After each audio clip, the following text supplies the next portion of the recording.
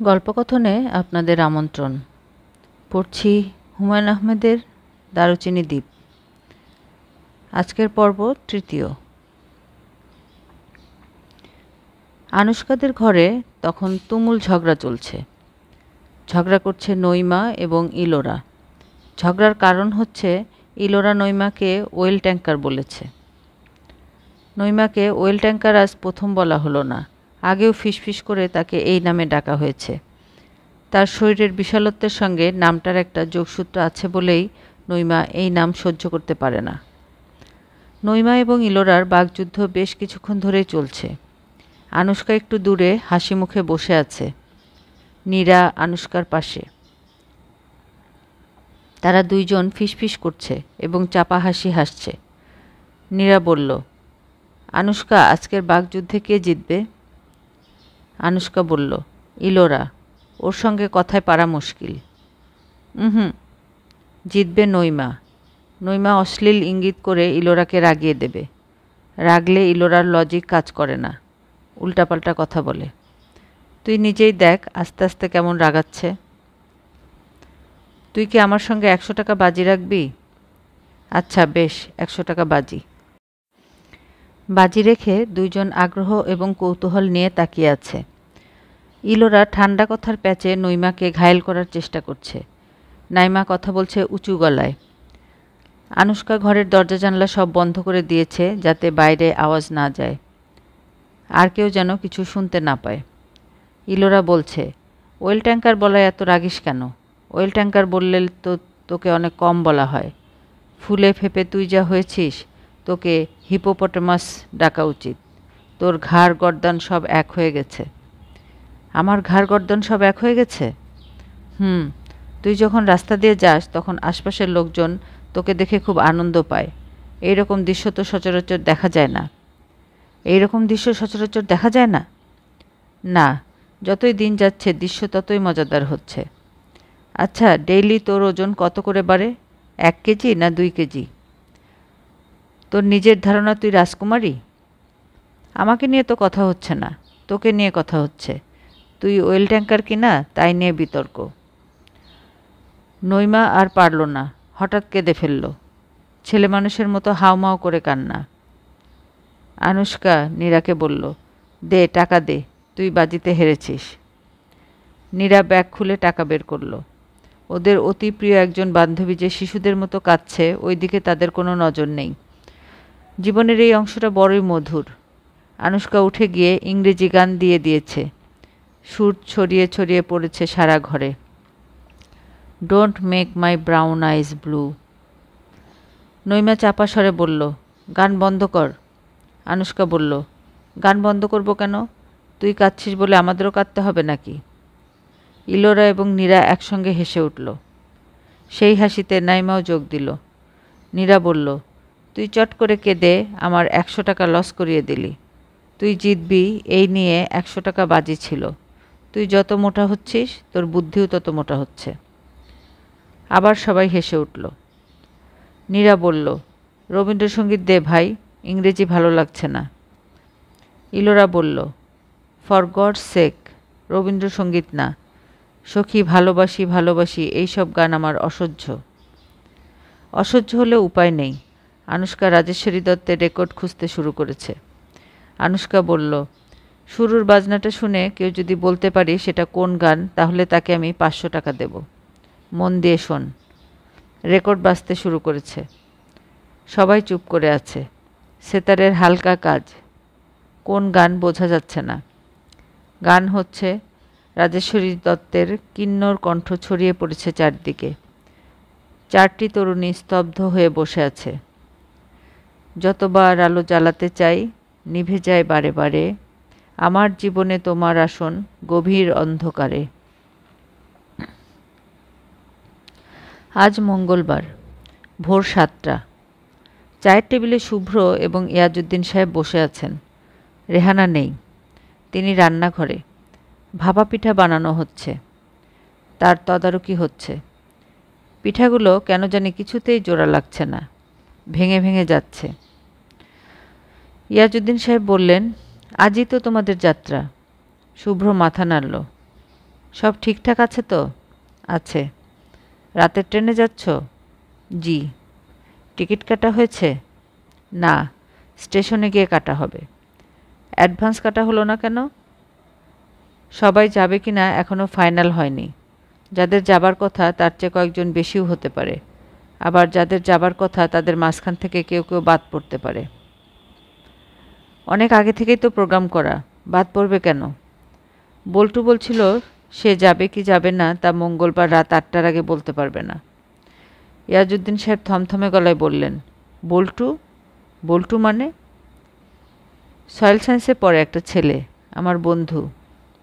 বল্টু নামের ছেলে তোমার বন্ধু? ওর ভালো নাম অয়ন, লম্বায় খাটো বলে সবাই ওকে বল্টু ডাকে। সবাই বল্টু ডাকে বলে তুমিও ডাকবে? তুমি নিজেও তো অসম্ভব রোগা, তোমাকে কেউ যদি যক্ষ্মা রোগী ডাকে তোমার ভালো লাগবে? প্রথম কিছুদিন খারাপ লাগবে, তারপর অভ্যাস হয়ে যাবে, তখন মনে হবে এটাই আমার নাম। তাছাড়া বল্টুর মতো আমারও নাম আছে। তিনি হতভম্ব হয়ে গেলেন। হতভম্ব গলায় বললেন, তোমার নাম আছে? হ্যাঁ, বাংলা নববর্ষে সবাইকে খেতাব দেওয়া হয়, আমাকেও দিয়েছে। এটা এক ধরনের ফান, এতে আপসেট হবার কিছু নেই। তোমাকে কি নামে ডাকে? বাদ দাও বাবা, শুনলে হয়তো তোমার খারাপ লাগবে। খারাপ লাগলেও আমি শুনতে চাই। বন্ধুবান্ধবরা আমাকে ডাকে কানা বাবা, চোখে কম দেখি তো এই জন্য। ইয়াজউদ্দিন শীতল গলায় বললেন, তোমাকে কানা বাবা ডাকে? জি। যারা তোমাকে কানা বাবা ডাকে তাদের সঙ্গেই তুমি যাচ্ছ? শুভ্র চুপ করে রইল। সামান্য নাম নিয়ে বাবা এত রাগছেন কেন সে বুঝতে পারছে না। কত কুৎসিত কুৎসিত নাম আছে, এইসব নামের তুলনায় কানা বাবা তো খুব ভদ্র নাম, মজার নাম। ইয়াজউদ্দিন সিগারেট ধরাতে ধরাতে বললেন, কানা বাবার নাম তোমাকে নববর্ষের খেতাব হিসেবে দেয়া হলো? না, এই নামটা এমনিতেই চালু হয়ে গেছে। মনে হচ্ছে নাম চালু হয়ে যাওয়ায় তুমি খুব খুশি। নামে কিছু যায় আসে না বাবা, আমাদের ক্লাসের একটা মেয়ে আছে বেশ মোটাসোটা, এই জন্য তার নাম ওয়েল ট্যাঙ্কার। আরেকটি খুব রোগা মেয়ে আছে, তার নাম সুতাকৃমি। কি বললে, সুতাকৃমি? জি। এই নামে তাকে ডাকা হয়? হ্যাঁ হয়। সেও কি সুতাকৃমি ডাকায় তোমার মতোই খুশি? না, সে খুব রাগ করে, কান্নাকাটি করে, এই জন্য তাকে পুরো নাম ধরে ডাকা হয় না, ছোট করে ডাকা হয়।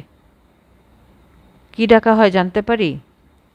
তাকে আমরা ডাকি সুক্রি। আমরা ডাকি মানে তুমি নিজেও ডাকো? না, আমি কখনো ডাকি না, ওর আসল নামটা খুব সুন্দর, আমি ওই নামেই ডাকি। এর আসল নামটা কি? নীলাঞ্জনা। ইয়াজউদ্দিন সিগারেট হাতে বসে রইলেন। যে মেয়ের নাম নীলাঞ্জনা তাকে ক্লাসের ছেলেরা ডাকছে সুতাকৃমি, কোনো মানে হয়? শুভ্র? জি। নামকরণের বিষয় নিয়ে আমি আর কিছু বলতে চাচ্ছি না, শুনতেও চাচ্ছি না। তোমাকে কিছু উপদেশ দেবার জন্য বসে আছি। উপদেশগুলো দেবার আগে একটা জিনিস জানতে চাই, যেসব বন্ধুবান্ধবের সঙ্গে তুমি যাচ্ছ তারা কি তোমাকে খুব আগ্রহ করে নিচ্ছে? না, খুব আগ্রহ করে নিচ্ছে না, বরং ওরা চাচ্ছে আমি যেন না যাই। এরকম চাচ্ছে কেন? ওদের ধারণা আমি চোখে দেখতেই পাই না, আমাকে নিয়ে ওরা বিপদে পড়বে। মোতালেব বলে আমার এক বন্ধু আছে, সে বলছে, শুভ্র তুই না গেলে ভালো হয়, তুই যদি যাস তাহলে তোকে কোলে নিয়ে আমাদের ঘুরতে হবে। মোতালেব কি তোমার খুব ঘনিষ্ঠ বন্ধু? হ্যাঁ, আমি তাই মনে করি, ওরা অবশ্য তা করে না। মোতালেব তোমাকে তুই তুই করে বলে? হ্যাঁ। তুমিও কি তাই বলো? না, আমি তুই বলতে পারি না। আমার প্রথম উপদেশ হচ্ছে ওদের সঙ্গে মিশতে হলে ওদের মতো হয়ে মিশতে হবে, তুমিও তুই বলবে। দ্বিতীয় উপদেশ কি? দ্বিতীয় উপদেশ হচ্ছে দলের উপর কর্তৃত্ব স্থাপন করা। সবাই তো পারে না, কেউ কেউ পারে, তারা হচ্ছে ন্যাচারাল লিডার। তুমি তা নও, তোমার তেমন বুদ্ধি নেই, অন্যদের মানসিকতা বোঝার ক্ষমতা নেই, কিন্তু এসব ছাড়াও লিডারশিপ নেওয়া যায়। কিভাবে? টাকা দিয়ে। আমি কিছুই বুঝতে পারছি না। আমি কি ওদের সবাইকে টাকা দিয়ে বলবো, এই নাও টাকা, এখন থেকে আমি তোমাদের লিডার, আমি যা বলবো তাই শুনতে হবে? ব্যাপারটা মোটামুটি তাই, তবে করতে হয় আরও সূক্ষ্মভাবে। যেমন ধরো, তোমরা সবাই যখন স্টেশনে উপস্থিত হলে টিকিট কাটা নিয়ে কথা হচ্ছে। থার্ড ক্লাসে যাওয়া হবে না সেকেন্ড ক্লাসে যাওয়া হবে এই নিয়ে আলোচনা হচ্ছে। তখন তুমি বলবে, তোরা যদি কিছু মনে না করিস, আমি একটা প্রথম শ্রেণীর পুরো কামরা রিজার্ভ করে রেখেছি, টিকিট কাটতে হবে না, আয় আমার সঙ্গে। সবাই আনন্দে হৈ হৈ করে উঠবে। খুব সূক্ষ্ম একটা প্রভাব তুমি ওদের উপরে ফেলবে। শুভ্র অবাক হয়ে বাবার দিকে তাকিয়ে রইল। রেহানা পিঠা নিয়ে এসেছেন। তাকে খানিকটা লজ্জিত মনে হচ্ছে। অনেক চেষ্টা করেও পিঠাগুলো জোড়া লাগানো সম্ভব হয়নি। ইয়াজউদ্দিন বললেন, এই বস্তুগুলো কি? ভাপা পিঠা। দয়া করে এগুলো আমার সামনে থেকে নিয়ে যাও। রেহানা পিঠার থালা উঠিয়ে চলে গেলেন। ইয়াজউদ্দিন বললেন, ট্রেনে খাবার দাবারে তুমি কিন্তু একটা পয়সাও খরচ করবে না। সামান্য এক কাপ চা যদি খাও, খুব চেষ্টা করবে যেন অন্য কেউ দাম দিয়ে দেয়। আমি পুরো একটা প্রথম শ্রেণীর কামরা রিজার্ভ করতে পারি আর সামান্য চায়ের পয়সা দিতে পারি না? না, পারো না। যেই মুহূর্তে তুমি সব খরচ দিতে শুরু করবে, সেই মুহূর্তেই বন্ধুদের কাছে তুমি দুগ্ধবতী বোকা গাভী হিসেবে পরিগণিত হবে, যাকে সব সময় দহন করা যায়।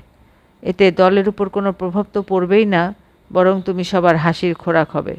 সবাই তোমাকে নিয়ে হাসবে। শুভ্র এক দৃষ্টিতে বাবার দিকে তাকিয়ে আছে। সে এক ধরনের বিস্ময় অনুভব করছে। ইয়াজউদ্দিন সাহেব বললেন, চিটাগাং থেকে কক্সবাজার তুমি ওদের ব্যবস্থা মতোই যাবে, কিন্তু কক্সবাজার থেকে টেকনাফ যাবার পথে আবার মাইক্রোবাসের ব্যবস্থা করবে। ঝকঝকে মাইক্রোবাস। কিভাবে করব? তোমাকে কিছুই করতে হবে না, ব্যবস্থা করা থাকবে। এতে যা হবে তা হচ্ছে, সবাই জানবে তুমি ইচ্ছে করলেই চমৎকার ব্যবস্থা করতে পারো, কিন্তু সেই ইচ্ছে তোমার সবসময় হয় না। তোমার উপর এক ধরনের ভরসা তারা করতে শুরু করবে। তোমার প্রত্যক্ষ প্রভাব সবার উপর পড়তে শুরু করবে।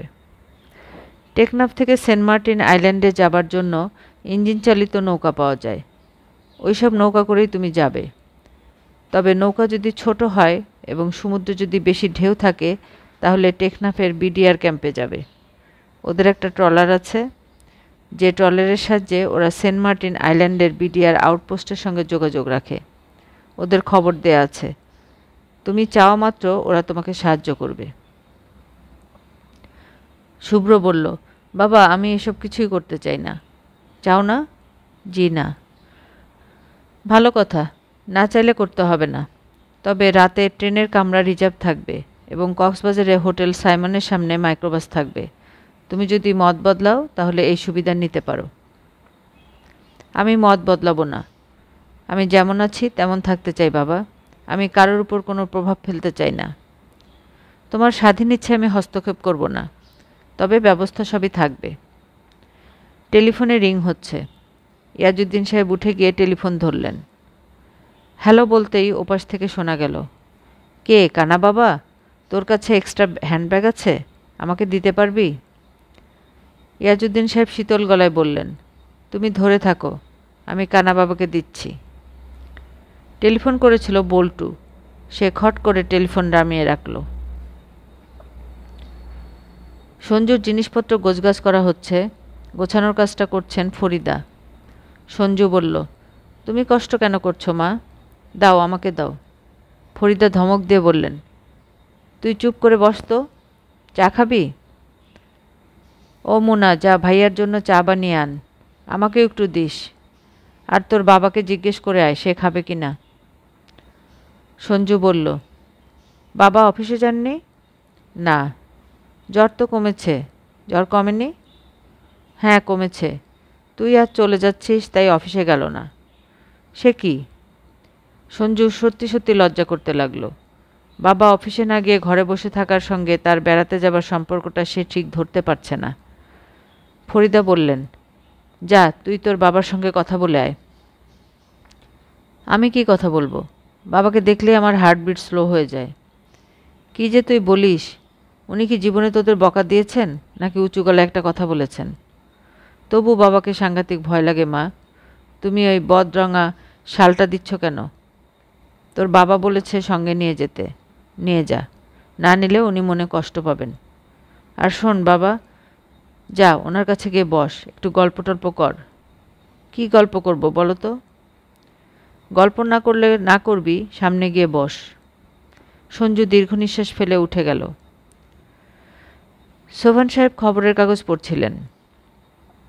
সঞ্জুকে ঢুকতে দেখে খবরের কাগজ থেকে মুখ তুললেন না, মৃদু স্বরে বললেন, বসো।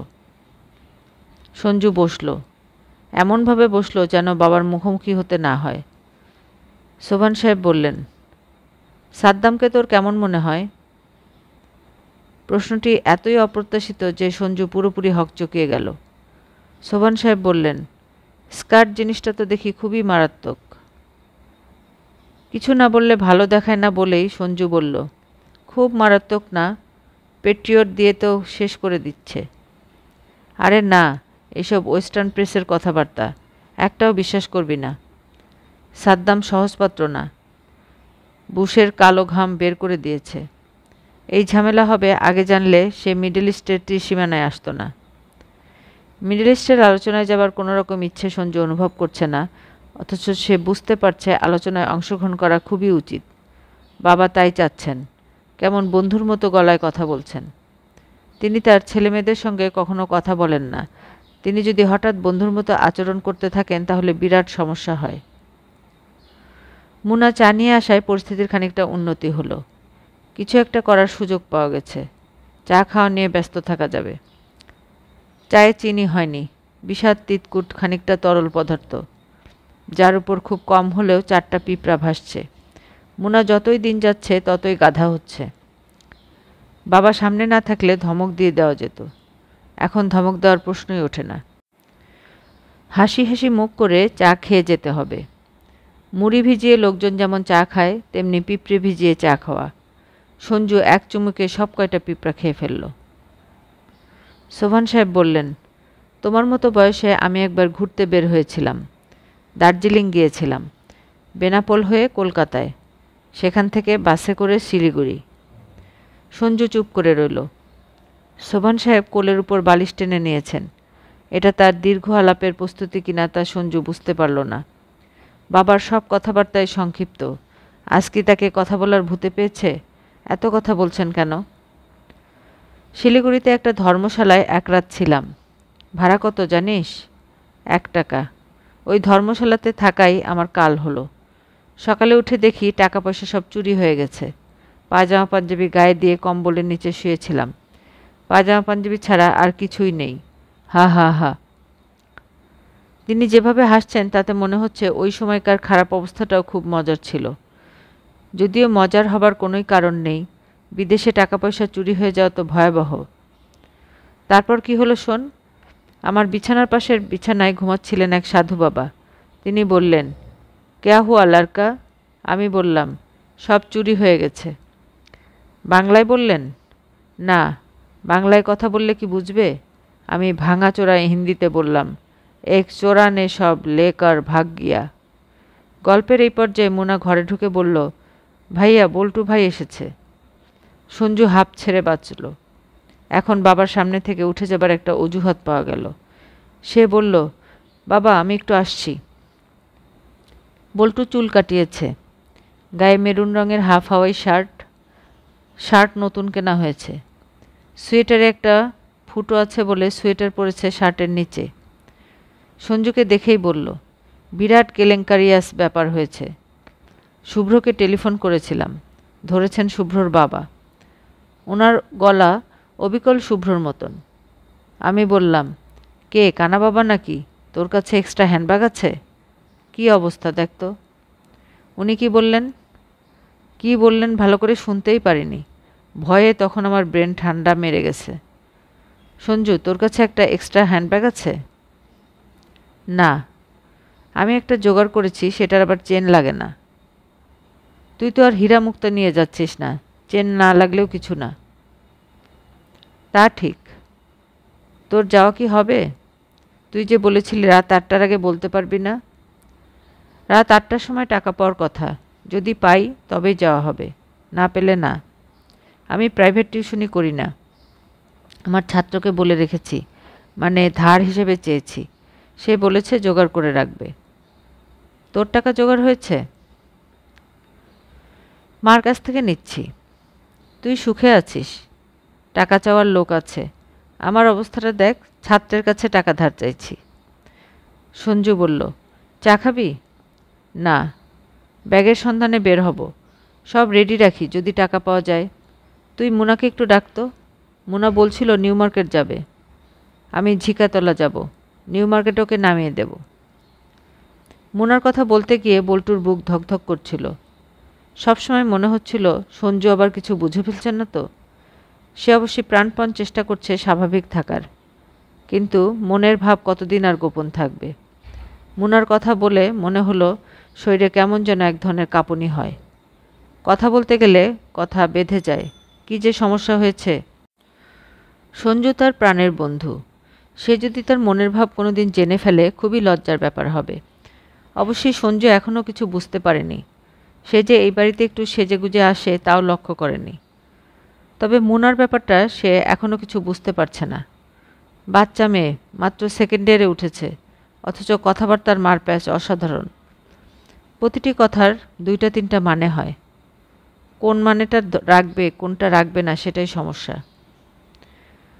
রিকশায় উঠেই বল্টু রিকশাওয়ালাকে বলল, হুট তুলে দাও তো। মুনা বলল, হুট তুলতে হবে কেন?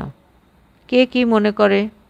মুনা বলল, মনে করাকরির কী আছে, ভাই বোন রিকশা করে যাচ্ছি। বল্টুর মনটাই খারাপ হয়ে গেল। ভাই বোন মানে? এসব কী বলছে মুনা? বল্টু মুখের মন খারাপ ভাব আড়াল করার জন্য সিগারেট ধরালো। মুনা বলল, বল্টু ভাই, আজ আপনাকে আরও বাটু বলে মনে হচ্ছে। ব্যাপার কি বলুন তো? আপনি কি কোমরে টাইট করে বেল পড়েছেন? তোমাকে কতবার বলেছি আমাকে বল্টু ভাই ডাকবে না। আমার ক্লাসের বন্ধুরা ডাকে সেটা ভিন্ন কথা, তুমি ডাকবে কেন?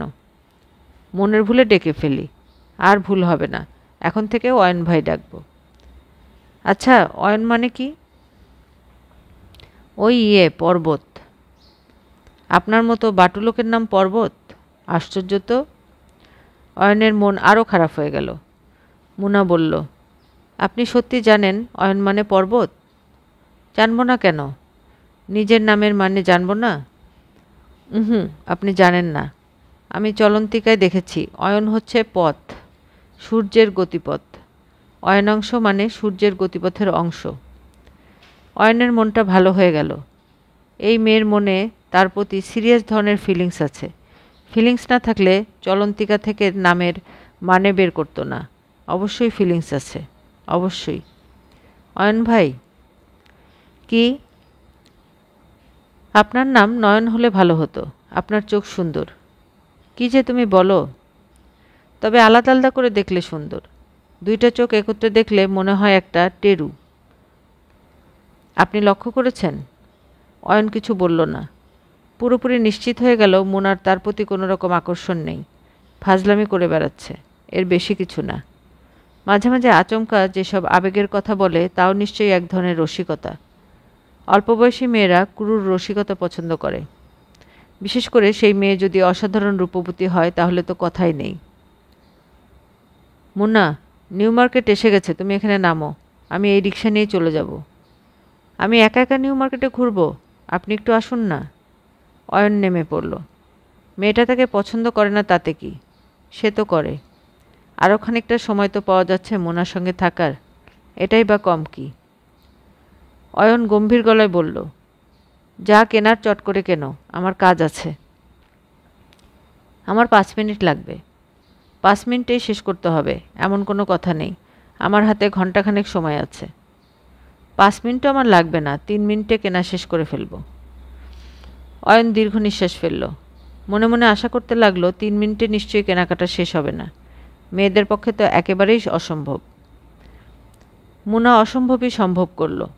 2 মিনিটের ভিতর একটা প্যাকেট হাতে দোকান থেকে বের হয়ে বলল, চলুন যাই। কেনা শেষ? এত তাড়াতাড়ি কি কিনলে? আগে থেকে পছন্দ করা ছিল, শুধু টাকাটা দিলাম। এখন আপনি যেখানে যেতে চান চলে যান, আমি আজিমপুর রীতাদের বাসায় যাব। চা খাবেন নাকি? এখানে একটা রেস্টুরেন্টে খুবই ভালো চা বানায়। ভালো চা আপনি খান, আমার চা খাওয়ার শখ নেই। যাই কেমন? ও আচ্ছা, ধরুন, আপনার জন্য একটা চিঠি আছে। অয়ন বিস্মিত হয়ে বলল, চিঠি? হ্যাঁ, চিঠি। আর এই প্যাকেটটা রাখুন। এরকম টেরা চোখে আমার দিকে তাকিয়ে থাকবেন না, দেখতে বিশ্রী লাগছে। হতচকিত অয়নের হাতে প্যাকেট এবং চিঠি দিয়ে মুনা ভিড়ের মধ্যে মিশে গেল। সংক্ষিপ্ত চিঠি, গোটা গোটা অক্ষরে লেখা। অয়ন ভাই, আপনি পুরো শীতকালটা হাফ হাতা একটা সোয়েটার, তাও ফুটো হওয়া, পরে কাটালেন। এই একই সোয়েটার আপনি গত শীতেও পরেছেন। আমার খুব কষ্ট হয়। আপনাকে ভালো কটা সোয়েটার উপহার দিলাম। সেন্ট মার্টিনে যখন যাবেন তখন সেটা যেন গায়ে থাকে। মোনা। পুনশ, যতই দিন যাচ্ছে আপনি ততই বাটু হচ্ছেন। ব্যাপারটা কি বলুন তো? প্যাকেটের ভিতর হালকা আকাশি রঙের একটা ফুল হাতা সোয়েটার, যেন দূর আকাশের ছোট্ট একটা অংশ সাদা রঙের পলিথিনের ব্যাগে ঢুকিয়ে রাখা হয়েছে। অয়নের কেমন যেন লাগছে, জ্বর জ্বর বোধ হচ্ছে, শরীরে এক ধরনের কম্পন। কেন জানি শুধু মার কথা মনে পড়ছে। 15 বছর আগে যিনি মারা গেছেন তার কথা হঠাৎ কেন মনে পড়ছে? যিনি খুব শখ করে তার নাম রেখেছিলেন অয়ন, সেই মধুর নামে আজ আর কেউ তাকে ডাকে না। খাওয়ার শেষে কেউ বলে না, অয়ন বাবা পেট ভরেছে, খেয়েছিস ভালো করে? অয়নের চোখে পানি এসে গেছে। সে সেই অশ্রুজল গোপন করার কোনো চেষ্টত্ব করল না। কিছু কিছু চোখের জলে অহংকার ও আনন্দ মেশা থাকে, সেই জল গোপন করার প্রয়োজন পড়ে না। মুনা বাড়িতে পা দেয়া মাত্র ফরিদা ভীত গলায় বললেন, পাউডারের কৌটো 1000 টাকা ছিল, টাকাটা পাচ্ছি না, কি হয়েছে বলতো? মুনা ফ্যাকাশে হয়ে গেল, ক্ষীণ স্বরে বলল, সে কি? ফরিদা বললেন, আমার তো মা হাত পা কাঁপছে, এখন কি করি? ভালো করে খুঁজে দেখেছ? চলো তো দেখি, আমিও খুঁজি। ফরিদা বললেন, একটা ঠিকাঝি রেখেছিলাম না, আমার মনে হয় ও নিয়ে গেছে। সে তো গেছে 10 দিন আগে, এর মধ্যে তুমি খুঁজে দেখোনি? না। আজে বাজে জায়গায় তুমি টাকা রাখো কেন মা? পাউডারের কৌটায় কেউ টাকা রাখে? কোথায় ছিল কৌটা? কি হবে বলতো মোনা, সঞ্জুকে দেব টাকাটা, সে তো এখনই চাইবে। মোনার মুখ ছাইবর্ণ হয়ে গেল। ভাইয়া? ভাইয়া যেতে পারবে না? সে টাকা চুরি করেছে বলে তার ভাইয়া যেতে পারবে না?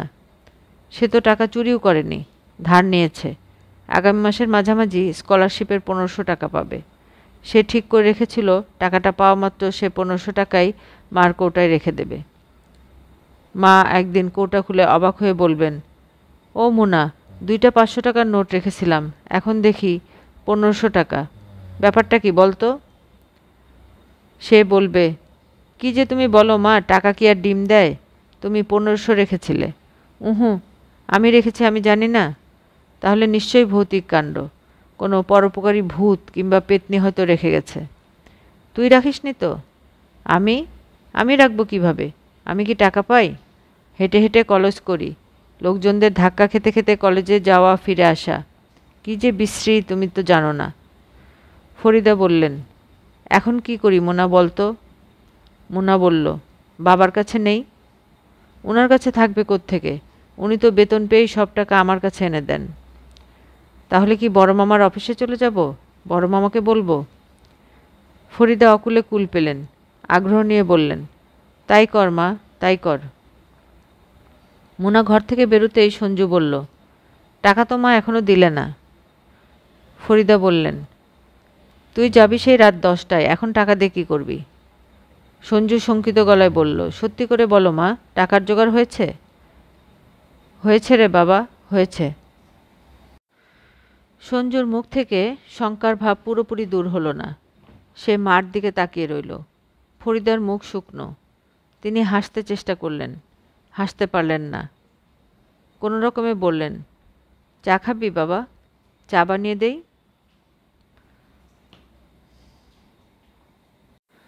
জরি দোতলার বারান্দায় চুল এলিয়ে বসে আছে। শীতকালে রোদে বসে থাকতে এমন ভালো লাগে। আজ ইউনিভার্সিটিতে ক্লাস ছিল। ভোরবেলাতেই বাবা বলে দিয়েছেন যেতে হবে না। সে বলেছে আচ্ছা। কেন যেতে হবে না জিজ্ঞেস করেনি। এই বাড়ির কারো সঙ্গেই কথা বলতে তার ইচ্ছে করে না। বাবার সঙ্গে না, মায়ের সঙ্গে না, ছোট বোনের সঙ্গেও না। তার প্রায় মনে হয় সে যদি হোস্টেলে থেকে পড়াশোনা করত তাহলে কত চমৎকার হতো। সিঙ্গেল সিটের একটা রুম, সে একা থাকবে, নিজের মতো করে ঘরটা সাজাবে, তাকে বিরক্ত করার জন্য কেউ থাকবে না। দুপুর রাতে তার ঘরে দরজা ধাক্কা দিয়ে মা বলবেন না, ও জরি, তোর সঙ্গে ঘুমোবো, তোর বাবা বিশ্রী ঝগড়া করছে। জরিকে দরজা খুলে বলতে হবে না, সে কি মা, কেঁদো না, দুপুর রাতে এরকম শব্দ করে কাঁদতে আছে, বাড়ির সবাইকে তুমি জাগাবে। তোর বাবা আমাকে কুত্তি বলে গাল দিয়েছে। চুপ করো মা, ছি, গাল দিলেও কি নিজের মেয়ের কাছে বলতে আছে? তোকে না বললে কাকে বলবো? অনেক কথা আছে, কাউকেই বলতে হয় না। আমি কি আমার সব কথা তোমাকে বলি? কখনো বলি না, কোনো দিন বলবও না। এটা খুবই সত্যি কথা জরি, তার নিজের কথা কাউকেই বলে না। মাঝে মাঝে বলতে ইচ্ছা করে, মাঝে মাঝে মনে হয় এমন একজন কেউ যদি থাকতো যাকে সব কথা বলা যায়। রোদে বসে জরি তাই ভাবছিল। তার হাতে একটা ম্যাগাজিন, মাঝে মাঝে সে ম্যাগাজিনের পাতা উল্টাচ্ছে, তবে সে কিছু দেখছেও না, পড়ছেও না। হাতে একটা ম্যাগাজিন থাকার অনেক সুবিধা। কেউ এলে ম্যাগাজিন নিয়ে ব্যস্ত হয়ে যাওয়া যাবে, কথাবার্তায় যোগ দিতে হবে না। কেউ কিছু জিজ্ঞেস করলে বলতে পারবে, এখন একটা মজার জিনিস পড়ছি, পরে কথা বলবো। জরির মা মনোয়ারা দোতলায় উঠে এলেন। খানিকটা উত্তেজিত গলায় বললেন, জামাই এসেছে, জামাই। জরি ম্যাগাজিনের পাতা উল্টাতে লাগলো, যেন সে কিছু শুনতে পায়নি। জামাই এসেছে, নিচে বসে আছে। জরি শীতল গলায় বলল, জামাই বলছো কেন মা? বিয়ে এখনো হয়নি, বিয়ে হোক তারপর বলবে। তুই শাড়িটা বদলে নিচে যা। কেন? তোকে নিয়ে বাইরে কোথায় যেন খেতে যাবে বলছে। জরি তাকিয়ে রইল। তার খুব রাগ লাগছে, যদিও রাগ করার তেমন কোনো কারণ নেই। 1 মাস পরে যে ছেলের সঙ্গে বিয়ে হচ্ছে, সে যদি তাকে নিয়ে এক দুপুরে বাইরে খেতে যেতে চায়, তাতে দোষ ধরার কিছু নেই। এটাই তো স্বাভাবিক। মনোয়ারা বললেন, জামাই পরশু রাতেও এসেছিল, তুই তোর কোন এক বান্ধবীর বাসায় ছিলি। শুনে খুব রাগ করল। জরি বলল, রাগ করলো মানে? না, রাগ না, ঠিক ওই বলছিল আর কি, এই বয়সী মেয়েদের বন্ধুবান্ধবদের বাসায় রাত কাটানো ঠিক না। তুমি কি বললে? আমি কি বলবো, আমার সঙ্গে তো কথা হয়নি, তোর বাবার সঙ্গে কথা হয়েছে। বাবাকে সে উপদেশ দিল? তুই সবার কথার এমন প্যাঁচ ধরিস কেন? উপদেশ না, কথার কথা বলেছে। আয় মা, চট করে শাড়িটা বদলে আয়। আমি যেতে পারবো না। এটা কেমন কথা? যেতে ইচ্ছে করছে না মা। তোর বড় চাচা নিয়ে নিচে বসে আছেন, উনি শুনলে রাগ করবেন। জরি উঠে দাঁড়ালো। মনোয়ারা বললেন, আয়, আমি চুলটা আশ্রে দেই, তুই শাড়িটা বদলা, গোলাপি জামদানিটা পর। তোর চাচির মুক্তার দুলজোড়া পরবি? নিয়ে আসবো? নিয়ে এসো। মনোয়ারা ছুটে গেলেন। মেয়েকে অতি দ্রুত সাজিয়ে দিতে হবে, নয়তো জরির বড় চাচা রাগ করবেন। যার আশ্রয়ে বাস করছেন তাকে রাগানো ঠিক হবে না, কিছুতেই ঠিক হবে না। আর যদি তিনি বলেন, অনেক দিন তো হলো, এখন তোমরা নিজেরা একটা ব্যবস্থা দেখো, তখন কি হবে? কোথায় যাবেন তিনি? অসুস্থ স্বামীকে নিয়ে কার ঘরে উঠবেন? জরি বেশ যত্ন করে সাজল, কানে দুল পরল, চোখে হালকা করে কাজল দিল। তার চোখ এমনিতেই সুন্দর, কাজল দেওয়ার কোনো প্রয়োজন নেই, তবু কাজল দিলেই চোখে একটা হরিণ হরিণ ভাব চলে আসে। অবশেষে জানে, বসার ঘরের সোফায় বসে অতি দ্রুত যে লোকটি পা নাড়াচ্ছে, সে ভুলেও তার চোখের দিকে তাকাবে না। পৃথিবীতে 2 ধরনের পুরুষ আছে। এক ধরনের পুরুষ তাকায় মেয়েদের দিকে, চোখের ভাষা পড়তে চেষ্টা করে। অন্য দল তাকায় শরীরের দিকে। মনিরুদ্দিন আজ 3 পিস স্যুট পরে এসেছে। গা দিয়ে ভুরভুর করে সেন্টের গন্ধ বেরোচ্ছে। সেই গন্ধের সঙ্গে মিশেছে জর্দার কড়া গন্ধ। তার মুখ ভর্তি পান, পানের লাল রসের খানিকটা ঠোঁটের উপর জমা হয়ে আছে। সে অতি দ্রুত পা নাড়াচ্ছে। জরিকে ঢুকতে দেখে সে তাকালো। সেই দৃষ্টি কয়েকবার পা থেকে মাথা পর্যন্ত নড়াচড়া করল। জরির চাচা বলল, বস মা। মনিরুদ্দিন বলল, চাচাজানের সঙ্গে দেশের অবস্থা নিয়ে কথা বলছিলাম। এই দেশে ভদ্রলোকের ব্যবসা করা সম্ভব না। যারা জেনুইন ব্যবসা করে তাদের জন্য এই দেশ না, দালালদের জন্য এই দেশ। জরির চাচা বললেন, খুবই সত্যি কথা। মনিরুদ্দিন বলল, কি আছে এই দেশে বলেন দেখি চাচাজান? সামান্য অসুখ বিসুখ হলে চিকিৎসার জন্য যেতে হয় ব্যাংকক। চিকিৎসা বলে এক জিনিস এই দেশে নাই, ঠিক বলেছ। তারপর ধরেন এডুকেশনের এটাও এদেশে নাই। জরি মনে মনে বলল, এডুকেশনের এ নয়। পলিটিক্সের কথা যদি ধরেন চাচাজান, তাহলে বলার কিছুই নেই। খুবই সত্যি কথা। বুঝলেন চাচাজান, পুরো বঙ্গোপসাগরটা যদি তেল হয়ে যায় তবু এই দেশের কোনো উন্নতি হবে না। 10 জন লুটেপুটে খাবে। কারেক্ট। মনিরুদ্দিন উঠে দাঁড়াতে দাঁড়াতে বলল, ওকে নিয়ে একটু ঘুরে আসি। আচ্ছা যাও বাবা। জরি উঠে দাঁড়ালো। জর্দার কড়া গন্ধে তার মাথা ধরে গেছে, বমি বমি আসছে। বাসার সামনে বিশাল লাল রঙের একটি গাড়ি দাঁড়িয়ে আছে। খাকি পোশাক এবং মাথায় টুপি পরা একজন ড্রাইভার। মনিরুদ্দিন গাড়িতে উঠেই বলল, কুদ্দুস, রবীন্দ্রসঙ্গীত দাও তো। আমার আবার গাড়িতে রবীন্দ্রসঙ্গীত ছাড়া কিছু ভালো লাগে না। আর শোনো কুদ্দুস, স্লো চালাবে। কুদ্দুস রবীন্দ্রসঙ্গীতের ক্যাসেট চালু করল। মনিরুদ্দিন জরির দিকে তাকিয়ে বলল, খানিকটা ঘোরাঘুরি করি। জরি বলল, জি আচ্ছা। চীন বাংলাদেশ ফ্রেন্ডশিপ ব্রিজ দেখেছ? না। কুদ্দুস, ওইখানে চলো তো। গাড়ি চলতে শুরু করলো। পিছনের সিটে এত জায়গা, তবু সে বসেছে জরির সঙ্গে গায়ে গা লাগিয়ে। জরি এখন তার গায়ের ঘামের গন্ধ পাচ্ছে। মনিরুদ্দিন তার ডান হাত জরির হাঁটুর উপর রেখেছে। গানের তালে তালে সেই হাতে তাল দিচ্ছে। পরশুদিন রাতে কোথায় ছিলেন? আমার এক বন্ধুর বাসায়। উচিত না। উচিত না কেন? বন্ধুবান্ধব থাকা ভালো, গল্পগুজব করাও ভালো, তাই বলে রাতে থেকে যাওয়া ঠিক না। জরি প্রাণপণ চেষ্টা করছে পাশে বসে থাকা মানুষটিকে ভুলে গিয়ে গানে মন দিতে, যেন গানটিই সত্যি, আশেপাশের জগৎ সত্যি নয়। অরুন্ধতী হোম চৌধুরী কি অপূর্ব গলা। মুখপানে চেয়ে দেখি, ভয় হয় মনে, ফিরেছ কি ভেরোনায়, বুঝিব কেমনে। মনিরুদ্দিন একটি হাত জরির কাঁধে তুলে দিয়েছে। পায়ের উপর থেকে সেই হাত কাঁধে উঠে এসেছে। জরির খুব কষ্ট করেছে নিজেকে সম্পূর্ণ ভুলে যেতে, যা হবার হোক। মনিরুদ্দিন অস্পষ্ট স্বরে বলল, একটু এদিকে সরে বসো, তাহলেই ড্রাইভার ব্যাক ভিউ মিররে কিছু দেখবে না। এরকম শক্ত হয়ে আছো কেন? মনিরুদ্দিন জরির বুক স্পষ্ট করল। মনিরুদ্দিন অভয়ের হাসি হেসে বলল, গাড়ির কাজ টিন শেড, বাইরে থেকে কিছুই দেখা যাবে না। জরি চেঁচিয়ে বলল, ড্রাইভার সাহেব গাড়ি থামান, আমি নামব। থামান বলছি, এক্ষুনি থামান, এক্ষুনি। ড্রাইভার আচমকা ব্রেক কষে গাড়ি থামালো। জরি হকচকিয়ে যাওয়া মনিরুদ্দিনের দিকে তাকিয়ে শীতল গলায় বলল, আপনি একটি কথাও বলবেন না, আমি এইখানে নেমে যাব। আপনি যদি বাধা দিতে চেষ্টা করেন আমি চিৎকার করে লোক জড়ো করব। তুমি যাচ্ছ কোথায়? আমি দারুচিনি দ্বীপে যাব। কি বলছো তুমি? দারুচিনি দ্বীপ কি? আপনি বুঝবেন না। জরি গাড়ির দরজা খুলে নেমে পড়ল। জরি সন্ধ্যার পর বাসায় ফিরল। জরির মা সম্ভবত সারাক্ষণই গেটের দিকে তাকিয়েছিলেন। তিনি ছুটে এসে মেয়ের হাত ধরে ভীত গলায় বললেন, কি হয়েছে রে মা, কি হয়েছে? জরি সহজ গলায় বলল, কিছু হয়নি তো। জামাই তোর বড় চাচাকে টেলিফোন করেছিল, তুই নাকি রাগারাগি করে চলন্ত গাড়ির দরজা খুলে নেমে গেছিস। জামাইকে খারাপ খারাপ কথা বলেছিস, অপমান করেছিস। জামাই অসম্ভব রাগ করেছে। রাগ করলে কি আর করা, তোর চাচাও রাগ করছে, খুবই রাগ করেছে, বসে আছে তোর জন্য।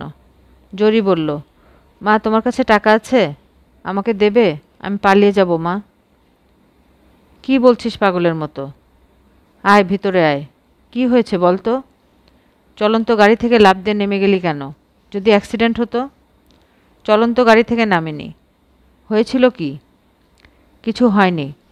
তোর বাবা টেলিফোন আসার পর থেকে ছটফট করছেন, তার অসুখ খুব বেড়েছে।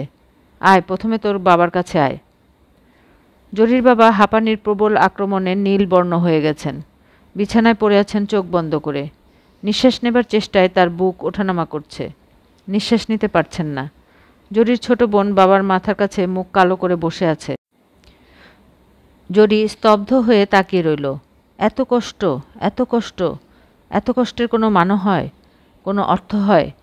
জরির বাবা একবার চোখ তুলে তাকালেন, পর মুহূর্তেই চোখ বন্ধ করে আগের মতোই ছটফট করতে লাগলেন। জরির মা ফিসফিস করে বললেন।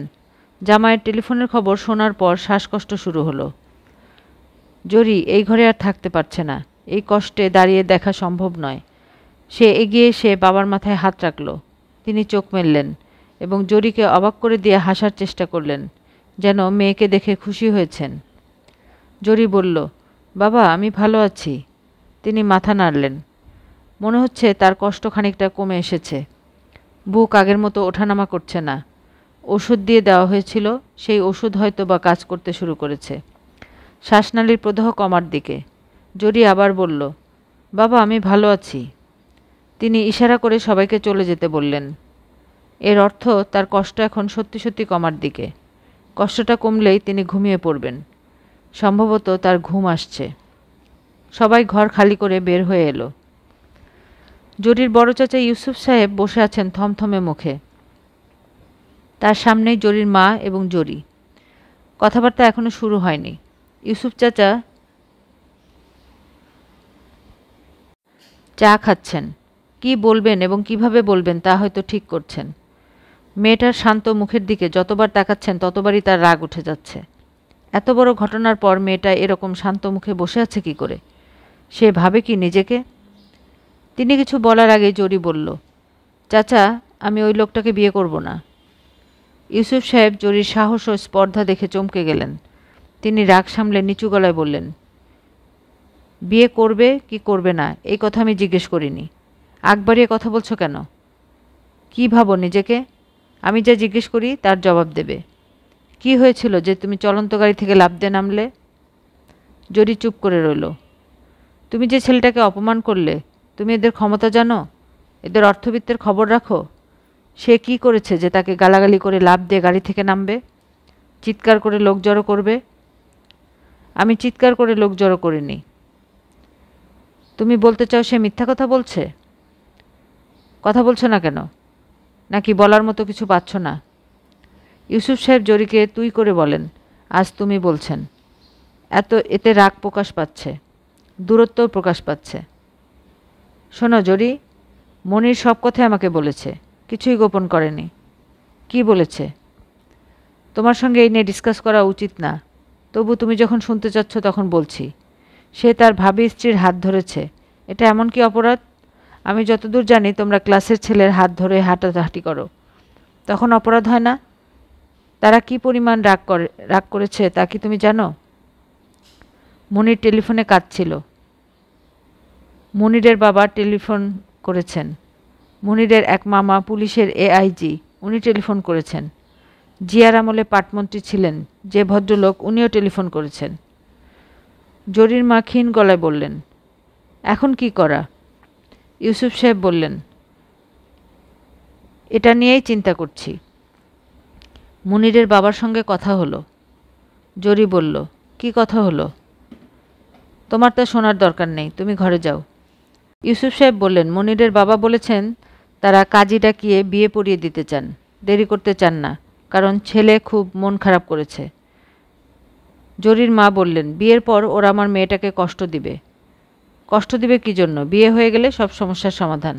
আর একবার বিয়ে হয়ে গেলে কেউ কিছু মনে রাখবে না। বিয়ে কখন হবে? আজকের পর্বের এখানেই সমাপ্তি। গল্প শুনতে ভালো লাগলে সাবস্ক্রাইব করতে ভুলবেন না। লাইক, কমেন্ট অ্যান্ড শেয়ার করার অনুরোধ রইল। ভালো থাকুন, সুস্থ থাকুন। আল্লাহ হাফেজ।